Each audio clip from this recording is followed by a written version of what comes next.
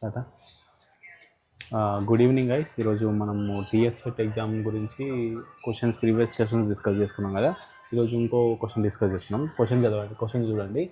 In the context of evaluation what is the main benefit of choice based credit system? అంటే మీరు అందరు degree చదివారు కదా. డిగ్రీలో మనకు చాయిస్ బేస్డ్ డిగ్రీ ఆర్ పీజీలో చాయిస్ బేస్డ్ క్రెడిట్ సిస్టమ్ ఉంటుంది. మార్క్స్ మనకు పాయింట్స్లలో వస్తాయి కదా. అది ఎవాల్యుయేషన్ అంటే అదే exam paper correction pattern. Evaluation అంటే కరెక్టింగ్ పేపర్స్లో దాంట్లో మనకు సిబిసిఎస్ ప్యాటర్న్ ఉంటుంది. Choice based credit system.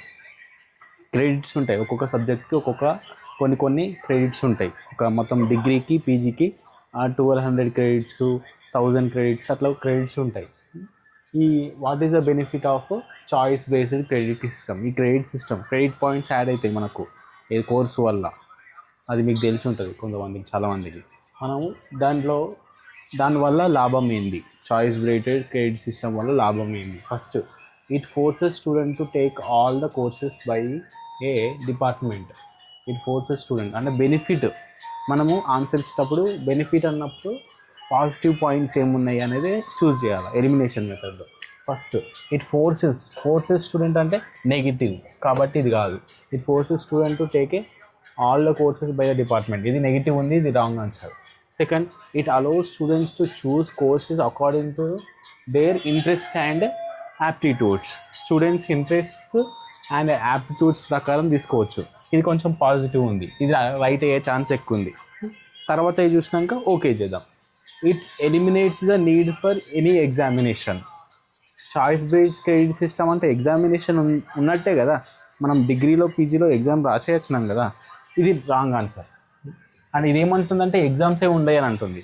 Exams అయితే మనకు ఉన్నాయి కాబట్టి ఇది కూడా రాంగ్ ఆన్సర్. తర్వాత, it makes the curriculum less flexible. Curriculum అంటే ఓవరాల్ మొత్తం డిగ్రీ ఎట్లా నడుస్తుంది అనేది కరికులం అంటారు. కరికులంలోనే మనకు సిలబస్ ఉంటుంది. సిలబస్ అనేది కరికులం అనేది పెద్ద దాంట్లో, సిలబస్ అనేది చిన్న పార్ట్. అది ఇక్కడ ఏమంటుంది? It makes the curriculum less flexible. మనకు లెస్ ఫ్లెక్సిబుల్ అంటే కూడా నెగిటివ్. ఫ్లెక్సిబుల్ ఉండాలి కొంచెం. లెస్ ఫ్లెక్సిబుల్ అంటే ఇది కూడా నెగిటివ్. సో ఈ మూడు రాంగ్ ఆన్సర్. రైట్ ఆన్సర్ వచ్చేసి it allows students to choose courses according to their interest ప్రకారం చూసి. ఇది పాజిటివ్ ఉంది కాబట్టి ఇదే ఆన్సర్, ఇదే రైట్ ఆన్సర్. ఇట్లా మనం ఎలిమినేషన్ మెథడ్లో మిగతా ఎలిమినేట్ చేసి కరెక్ట్ ఆన్సర్స్ అన్నీ చదివి చూస్ చేయాలి. ఫస్ట్ సెకండ్ కరెక్టే అని అది టిక్ చేయదు. ఒకసారి మిగతావి కూడా చూసుకొని కన్ఫర్మ్ చేసుకోవాలి. Thank you. Please like it and subscribe my channel.